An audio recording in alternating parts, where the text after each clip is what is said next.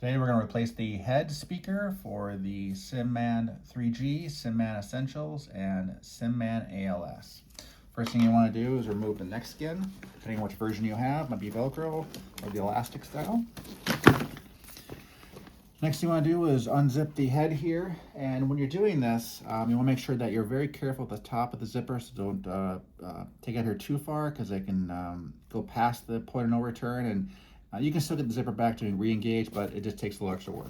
So I like to brace this area when I'm removing the head skin around. So I'm just holding that back area so the zipper doesn't take all the pressure.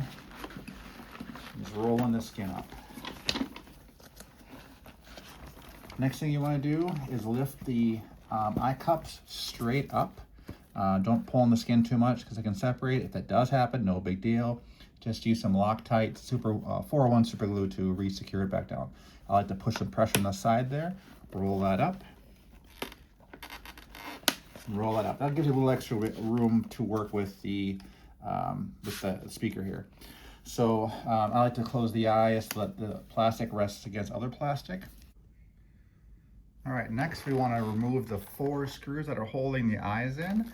With the upper ones, you might need to hold, remove the lower ones first, and then with the upper ones here, you might need to pull tension on the eye, because these aren't really screwing into too much depending on which version 3G you have.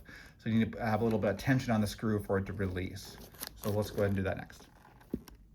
Once you have these screws removed, just pull on this ribbon cable, and don't wiggle it, just pull it straight out. See if I can hold this while doing it. Next thing you have is the 4 screws.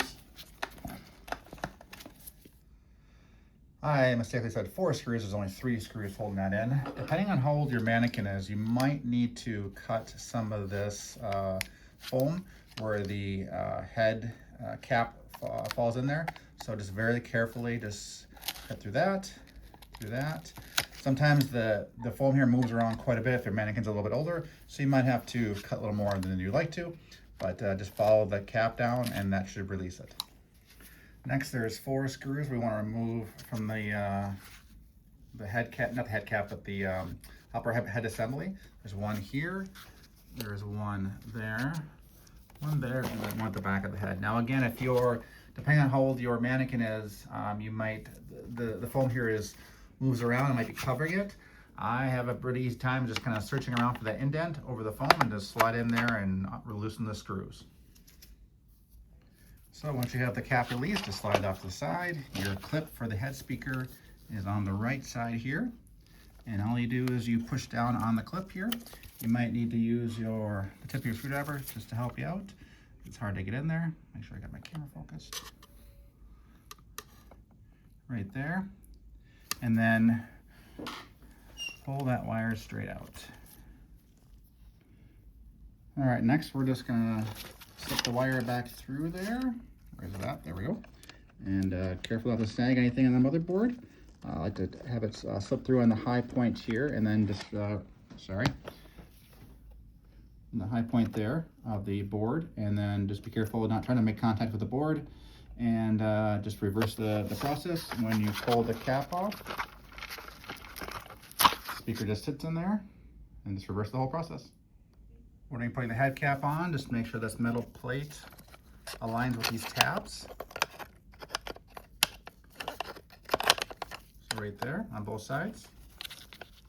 And then you can put the head cap back on. All right, now I got the 4 screws to hold the cap in, the 3 screws to hold the top part in. I'm sorry, the assembly and the cap. Now we put the eyes back in and put the 2 screws in. Now we're gonna take these cups and then make sure they go down evenly. So.